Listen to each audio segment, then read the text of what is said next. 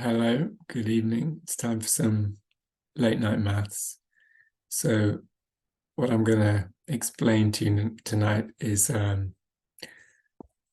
what's sometimes called a standard integral, but one that's actually not an elementary result of integration.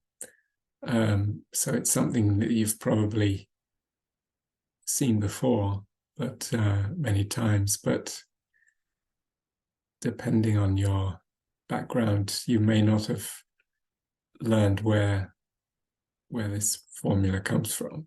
Okay, so what I'm going to tell you about is what's called sometimes the Gaussian integral, after the mathematician Carl Friedrich Gauss. But if you don't know that name, it's also, if you studied statistics, then you're probably familiar with the normal distribution. So the normal distribution in statistics, also called the bell-shaped curve sometimes. So normal distribution. So in statistics, if you have a random variable,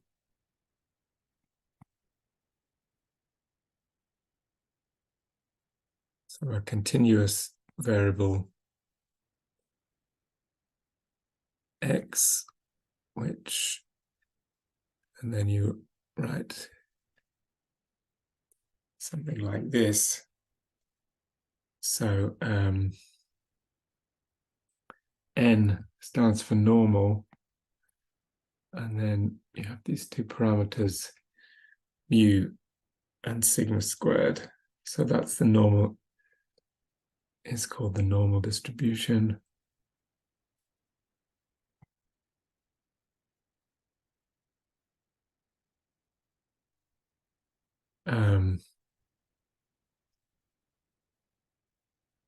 And then a different color. You have the mean,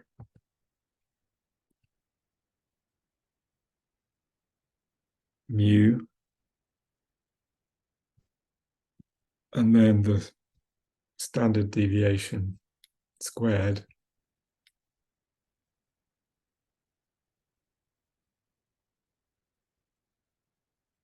The variance, so the standard deviation is sigma. Okay, so that means if we write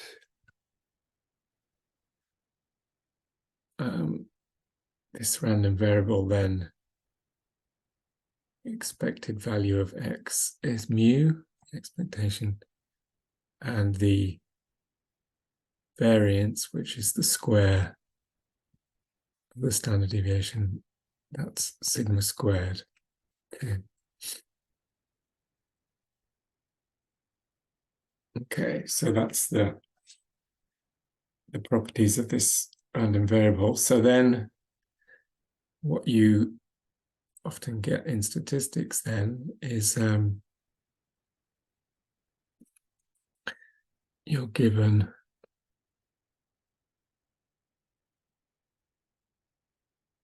the probability density function.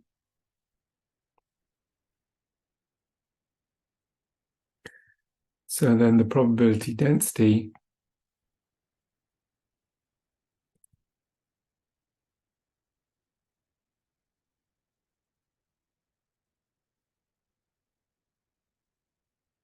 for the function x is given by e to the minus x minus mu squared divided by 2 sigma squared, all divided by the square root of 2 pi sigma squared. So this is a formula that you've probably seen if you studied statistics. And then we can draw the bell-shaped curve. So that's the graph of f of x.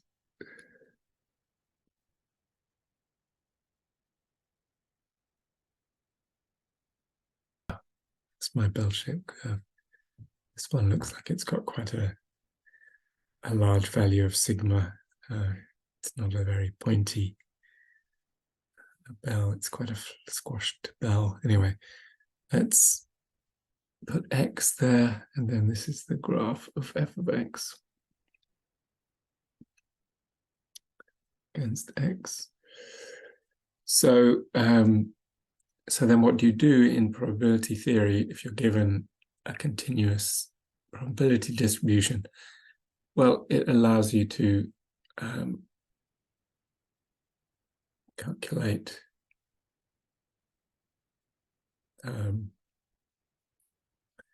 probabilities by integrating the distribution. So again, if I use a different color, maybe I'll use the blue again.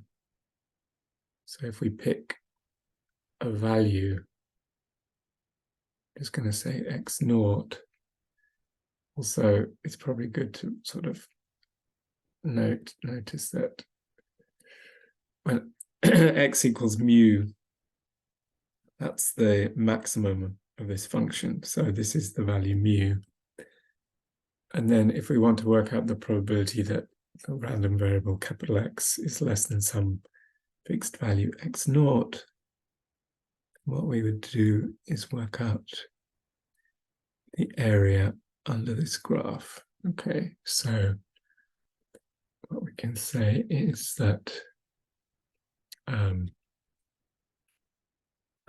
given this function, which is sort of called a Gaussian function, it's this function which has got a quadratic, an exponential of a quadratic function. So it's something that decays very fast because there's a minus sign there. So I've drawn one with quite a long tail distribution, quite going off quite slowly to infinity, but nevertheless, it's still a lot faster than, well, just like e to the minus x, when x goes to infinity, it's even faster than going to 0 than that. Okay, so what does this allow us to do? Well, we can work out the probability that x is less than or equal to x naught by integrating from minus infinity to x naught and then integrating f of x dx, which in this case is a factor of 1 over square root by sigma squared. And then we've got minus infinity to x naught. And then we've got e to the minus x minus mu all squared over 2 sigma squared dx. Okay. So, hold on. So, if you have defining a probability distribution, first of all, you have to have a positive, or rather a non-negative function of x, like this, for a function of one variable. And also, you have to have the integral under the whole graph has to be 1, because the probability that the variable takes some value, whatever it is, some real value, it has to take some real value. So the probability of that is 1. And so that tells you that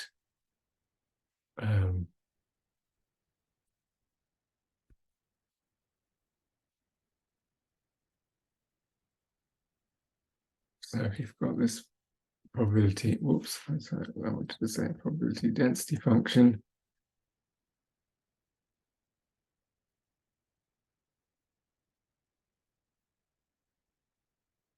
So it has to satisfy the integral across the whole axis. So that means the area under the whole of this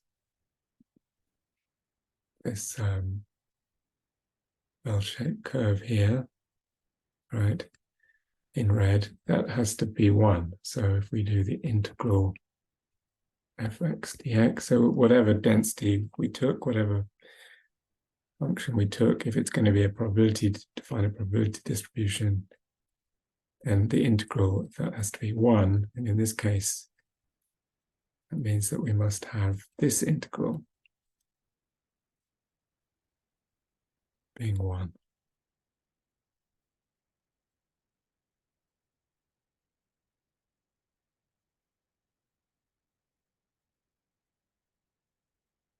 Okay. So if you've never thought about this, but you've studied statistics or probability, and you've seen this before, then this should have puzzled you, or you might have thought about this. Or maybe not, but the point is, normally, when you have a function, a simple function, you learn the rules of calculus, and then you learn how to differentiate functions.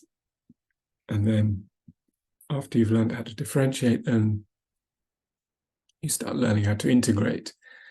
But what you should experience, and most people do find it anyway, is that integrating is much harder than differentiating.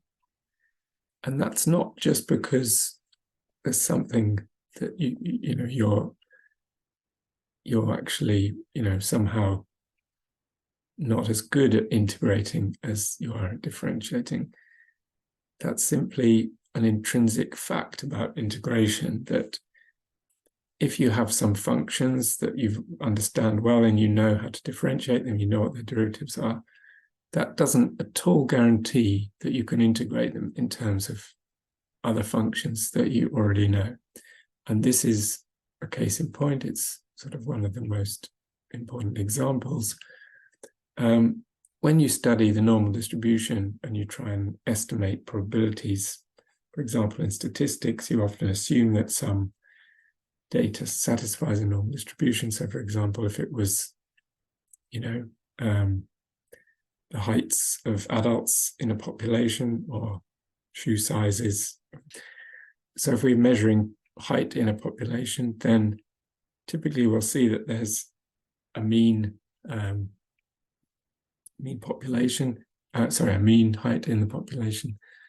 And then if we start drawing bar charts of how the heights are distributed, then we get something like this bell-shaped curve, okay? If we draw a histogram of the data. And actually, there's a reason why this is the case. There's something called the central limit theorem, which sort of tells you that certain types of random processes, will naturally follow this bell-shaped curve, sort of.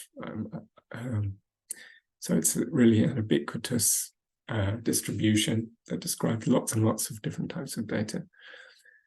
But if you have to work with it, if you learn statistics, then you don't actually do any integration, right? What you do is you get a book of tables, typically a book of statistical tables, and then you look up how many standard deviations, some observation is away from the mean, and then you work out a confidence interval. You use you fit you want to, if you want to test some hypothesis, then you fix a sort of a level of confidence that you want to satisfy, and then you compare your data with tables of the normal distribution, and that's a way of telling whether your hypothesis is a likely one or not. And forgive me if I'm misrepresenting what statisticians do, because I'm not a statistician. but and I don't deal with big data sets, but that's when I learned statistics many years ago. That's what I had to do. So, okay, the point is that here's a function, e, which is basically e to the minus x squared. And we want to, oops, and I see I've missed out a dx. So let me put that in. Yeah, so what you do when you do statistics with the normal distribution and you test hypotheses and so on, you don't do any integration. You just look up in a book of tables which has the normal distribution. Okay. And why do you do that? Well, the reason is that you can't integrate this function in a simple way in terms of elementary functions that you already know. Okay, so working out the area under this graph is not something you can do by elementary methods of integration, right? And so, I mean, there's this indefinite integral which has x naught at the top. It's the limit. So, and the point is that really, so what you can do is think about x naught as your variable now, the endpoint. And so if you do this integral, this probability integral here, up to x naught, what you get is a function of x naught. And that's, you know, a function which you can't write in terms of any other simpler functions like exponentials and powers of x and things like that, okay? So it's called, well, it's called the error function, or, well, depending on which way around you write it, it's the error function or the complementary error function, but I think this one should be the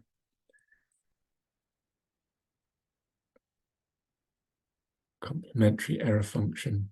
Okay, so yeah, this is this thing, you can think of it as a function of the value x naught, and that should be the complementary error function. What you normally take for the error function, it's sort of like, imagine you're testing things in a factory, like maybe you're making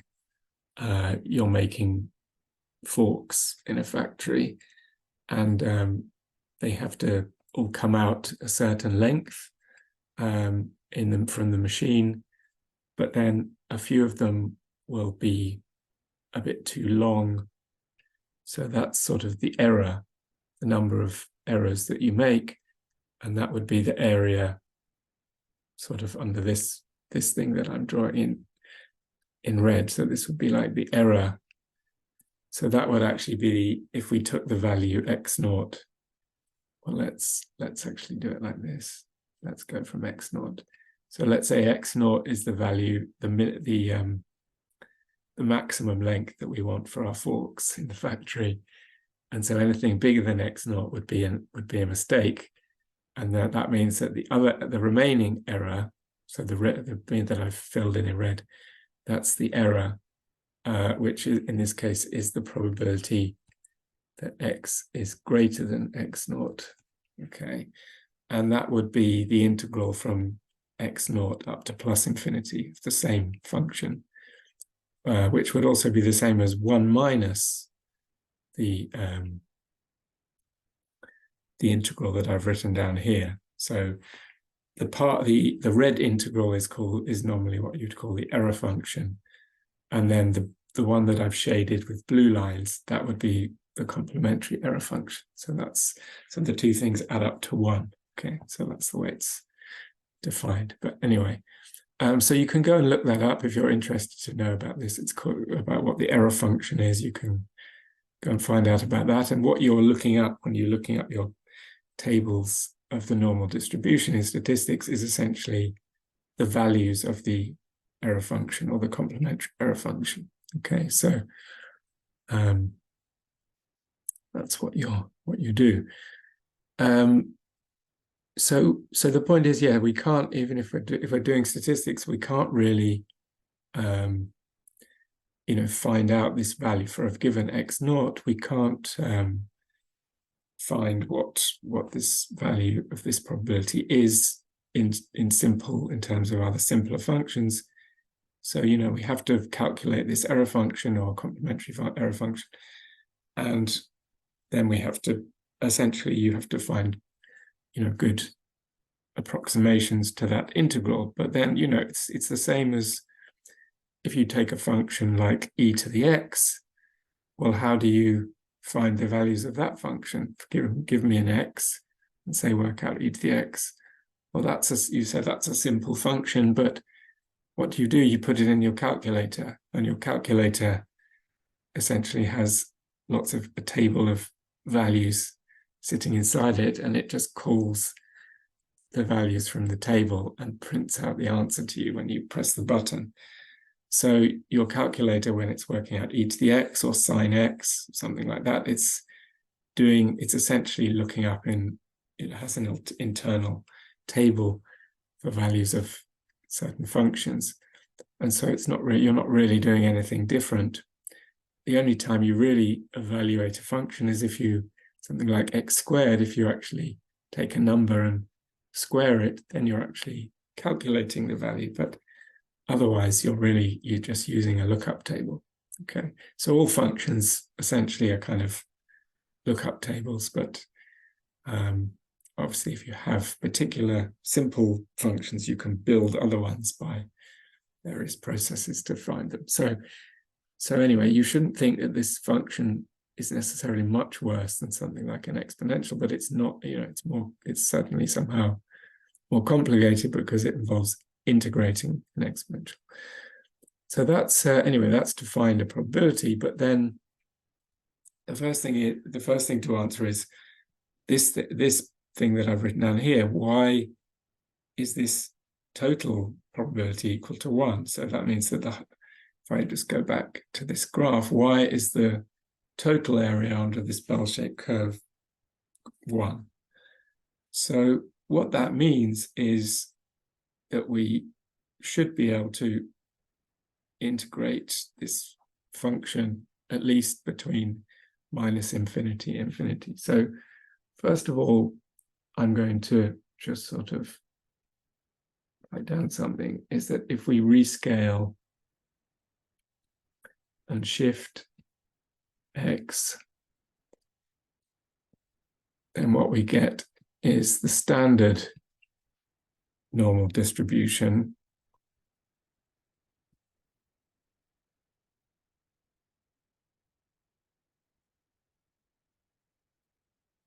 And that's where, let's track what colors I was using. So the standard normal is where mu equals 0. So this number here is 0. And the standard deviation is 1. Okay. And so I don't know if you're used to doing substitutions in an integral. Well, if I took x tilde to be x minus mu divided by sigma, so you can just substitute that in the integral. So this is like an exercise you can easily do if you haven't done this before.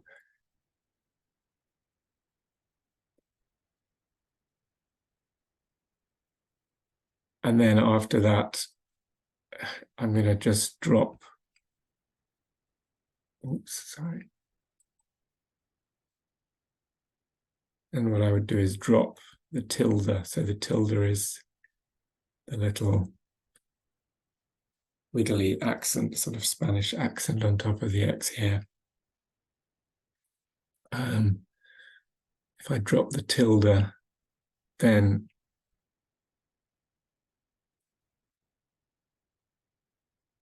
what I will get, so I make a substitution, I change x and dx and so on, and write them in terms of x tilde and dx tilde, and then what you'll see is that the mu and the sigma, the mu goes to 0 and sigma goes to 1, and then what I get is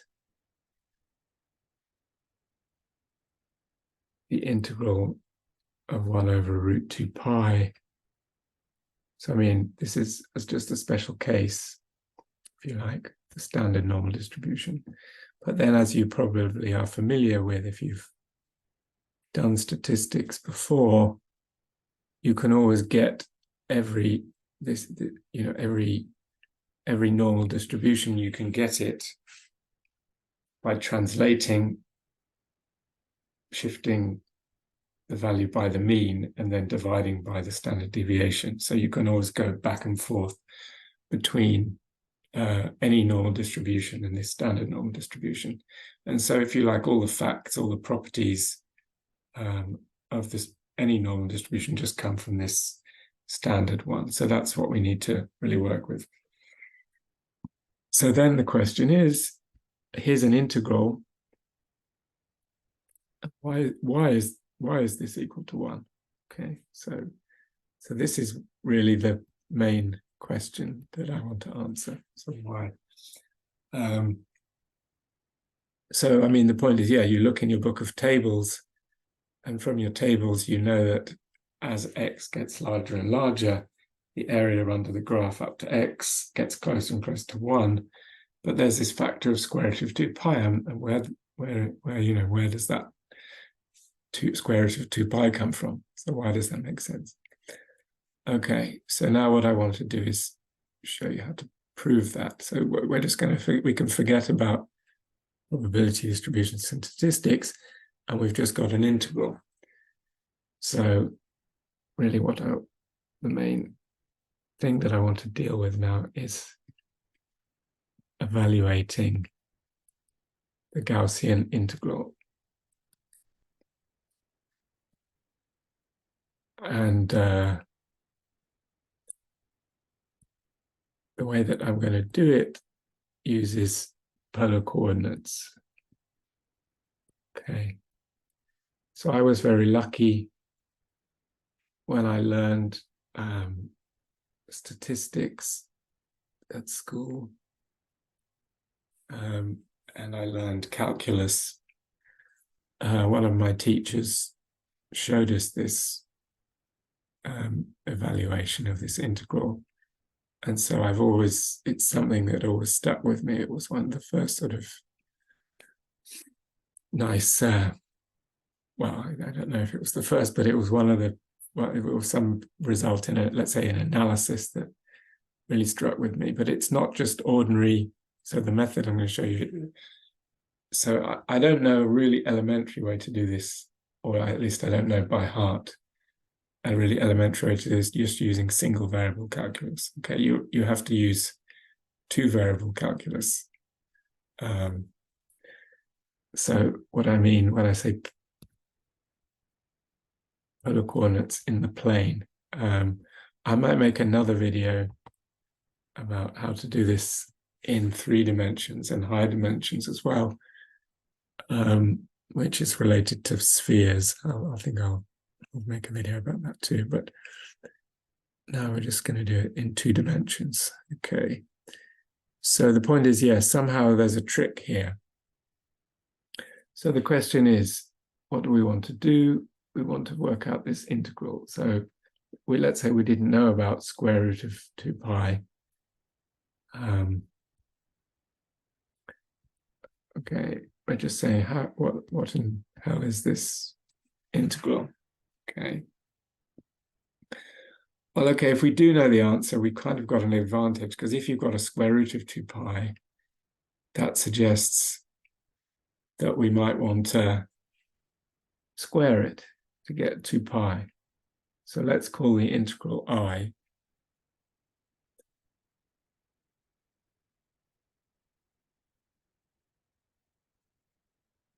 Okay, and then we know it's a positive thing. So I'm writing sort of if and only if here, because if we know what I squared is, then we can just take the positive square root, and then we know I. Okay. So what I'm going to do is, as I said, we can forget about everything we were doing above. So what I can do is work out I squared. So I squared is this thing squared. But if I write that down, that thing times itself, I can write it as the same, this integral with an x as the integration variable. And then I can write down the same thing. So that I would just mean they're multiplied together. So you can think that there's a little times in here. And then I'm going to write down the same integral, but instead of using x as the dummy variable for integrating, I'm going to use y instead. So I mean, actually, if you do write down two integrals next to each other, it's a good idea to not use the same variable, because then you lose track of which one is which one you're integrating. You have to keep them separate. Okay, so to keep them separate, I've given them different letters. And now we can think of that as a double integral. So I can think of that as the integral of e to the minus x squared plus y squared over 2 dx dy. So what does that mean? That means I'm integrating this function e to the minus x squared plus y squared over the whole plane. So that's R2. Okay, so this means we're integrating over R2.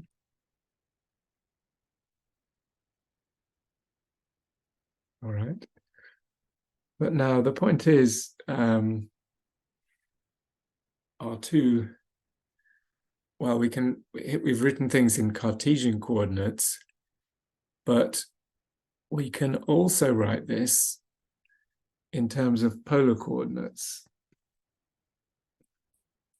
So again, this is something, if you've studied multivariable calculus or just two-variable calculus, this is a very useful thing to do. So instead of got your point x, y, and I'm sort of doing everything in the positive quadrant, but these formulae will work in all quadrants, then you can represent a point in the plane by the Cartesian coordinates, but you can also represent them by the angle that they make with the positive x-axis. So that's theta, and then the distance from the origin. So let's again choose a different color now. Okay. So what you can do from elementary trigonometry is see that x is our cos theta and y is our sine theta. So that's the formula. You can see that if you just, here in the positive quadrant anyway, if you just drop a perpendicular, then this side of this right angle triangle is our cos theta, and the opposite side here is our sine theta, and then you can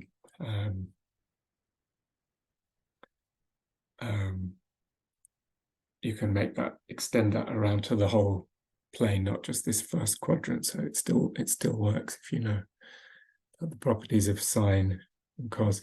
So this tells you x in terms of r and theta and y in terms of r and theta. And then there's also an inverse formula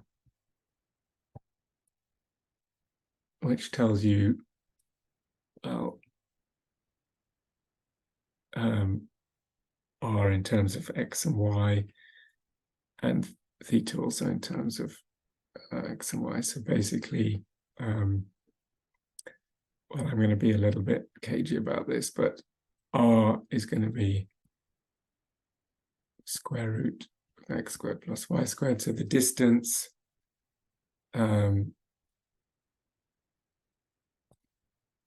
okay, and then I'm just going to write tan of theta is y over x. Okay, so you have to be a little bit careful about which quadrant you're in, but this formula is always correct anyway. So whether you take arctan or you have to shift it. Okay.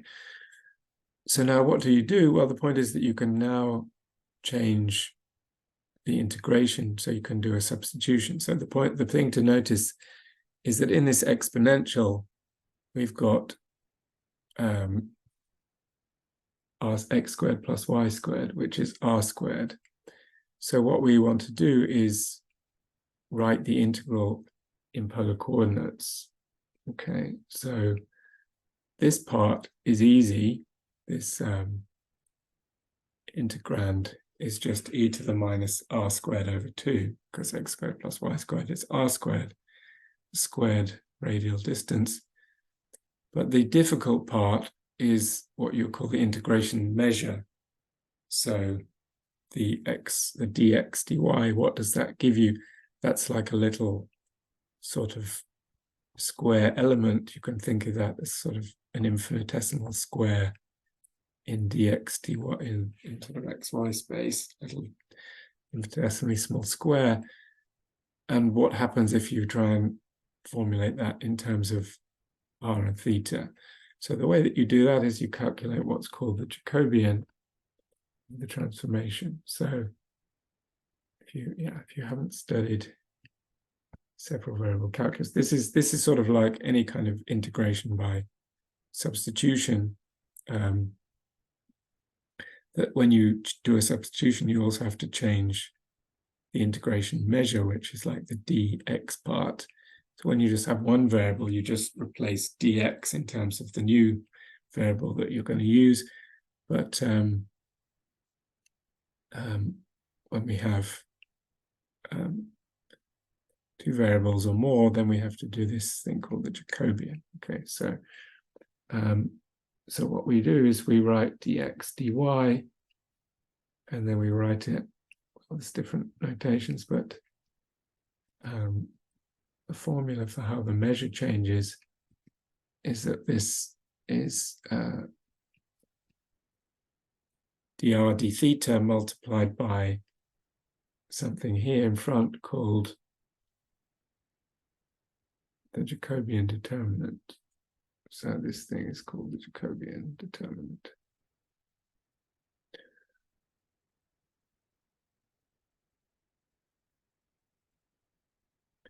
And what is it? Well, it's the determinant of a 2 by 2 matrix, which is the matrix of partial derivatives.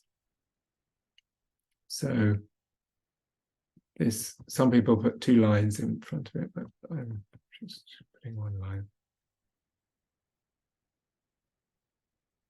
So what is it? It's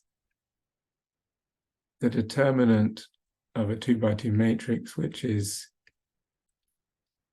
dx by dr. Well,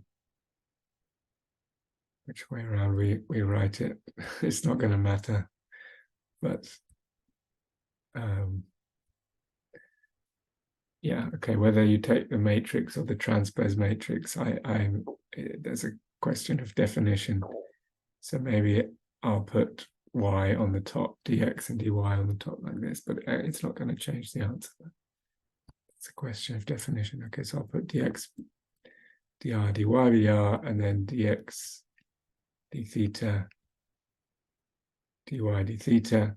So if you're used to working with matrix determinants, then if you have a matrix, you write the sides of the matrix with curvy lines, or some people write them with square brackets. And then the determinant, you can just turn that into straight lines. And that's sort of where that straight line notation that I've used here comes from. So dx by theta, dy by d theta. You can read this okay. Okay, so dx by dr, so we have to work out these partial derivatives. That's just cos theta sine theta, and then dx by d theta is minus r sine theta, and dy by d theta is r cos theta. And then if you know the rules for working out determinants, 2 by 2 determinants, you just do this times this minus this times this. So what we get is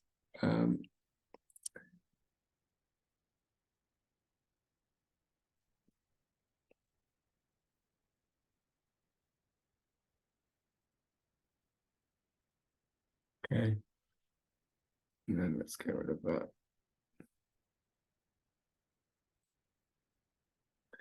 So then what we get is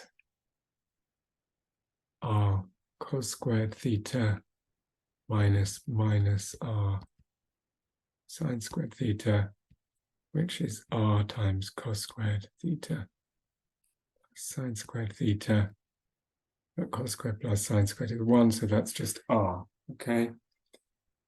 So then that tells us that what we were trying to work out, which was how do we substitute in this measure, so we just get r dr d theta. Okay, so when you do integrals by substitution,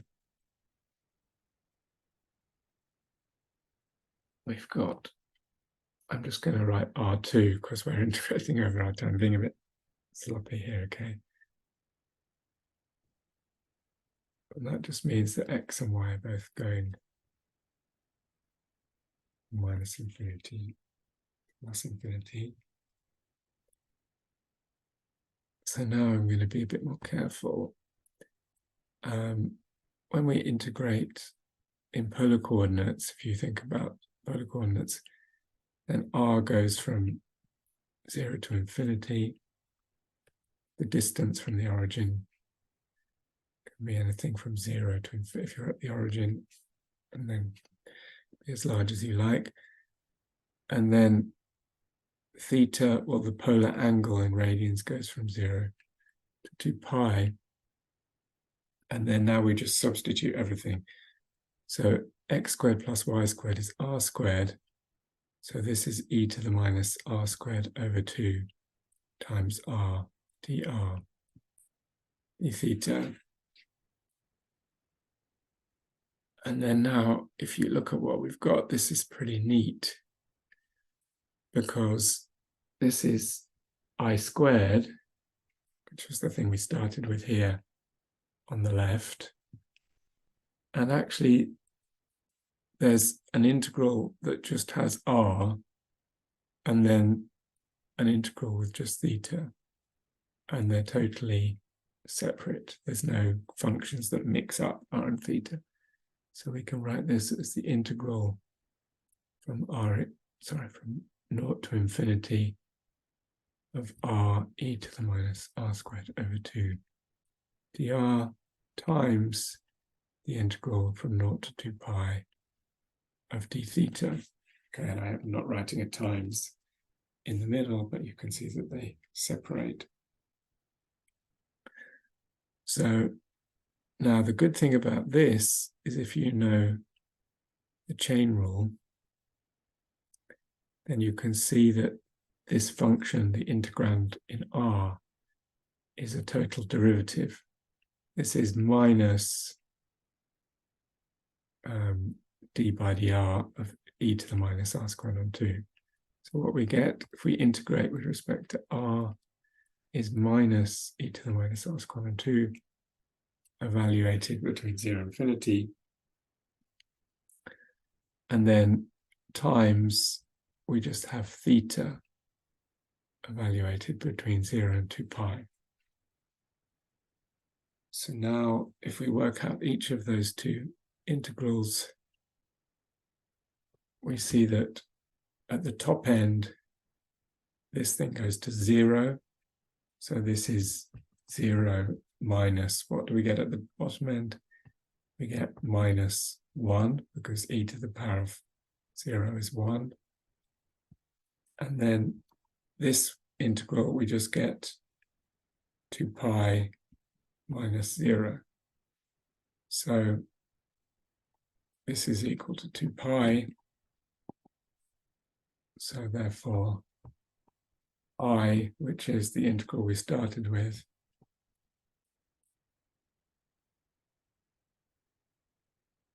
is the square root of that, the positive square root, which is square root of 2 pi. Okay. So I've gone through a lot of details to somebody that knows all this stuff in double integrals and so on. This is kind of, a lot of this is quite trivial, but if you haven't practiced with this, then you might not find it so easy. So that's why I've gone very slowly through this. So that's what I really wanted to say, except, yeah, I could finish with a little story. Okay, so I decided to come back today in the daylight the next day and just tell you a little story about the Gaussian integral. So it should be clear from what I was saying at the beginning that in probability and statistics, this integral is vitally important for understanding the normal distribution, but it's also extremely important in many other areas of engineering and physics, where you really need to know this integral. And I'm going to tell you a story about, it's kind of more related to, well, mathematical physics in a way, but so it's about an Italian friend of mine, and he did his undergraduate degree in theoretical physics in Rome, and then he went on to do a PhD in a place called Sissa, which is in Trieste in the north of Italy. And as part of the PhD program, you had to do a whole lot of advanced graduate courses at the beginning and get some certain number of credits. And then after that, you could basically ask a professor to be your supervisor who would supervise your thesis. So he sort of set his heart on a particular Russian professor who was a very eminent mathematician, who was, did really pioneering work in the area that I work in. So he had to do a course that was being given by that professor, which was, the topic was something like Frobenius manifolds and topological field theories, which was something that the professor had really done really, groundbreaking work in that particular area. And so as part of the course, in order to, there were only a few students that were sort of willing and able to do the course. And at the end, after you'd attended the lectures, there were sort of 3 levels of grades that you could try to get. So there was like a sort of basic pass where maybe you just had to do like a short test or just one little exercise. And then there was a sort of next level grade where you had to maybe solve a few small problems. And then there was the 3rd level, which was the sort of extreme level, which my friend was the only student that was taking this, but he really needed to do that if the professor was going to agree to take him on as a supervisor. So the extreme level of the qualification, if you like, to pass this course was that you had to do an oral exam, which lasted for a whole week. And he was given a particular problem, which was really a research level problem. It was like a problem that if you solved it, you could probably write an academic paper about it. And he basically had to work on this. And then every day, more or less, when he made progress, he had to go and see the professor and show him his calculations and what he'd done. And then if he'd kind of got through it at the end of the week, he would, solve the problem, and then he would have passed. So he did this, and, he was coming back pretty much every day, every afternoon after working on it all day long. The end of the day, he would come back and then go through his working and his results. But at some point, he had to use a Gaussian integral. And so he, in order to derive another formula, he had to plug in this square root of 2 pi and so on from an integral. And then the professor sort of said to him, well, okay, but where do you get that from? And he said, oh, well, it's a standard integral. So I just looked in the tables. And then, they were talking in Italian. And this professor said with a very heavy Russian accent, matematico non deve guardare nelle tavole, matematico sa, which means a mathematician doesn't have to look in the tables. A mathematician knows. So now you know.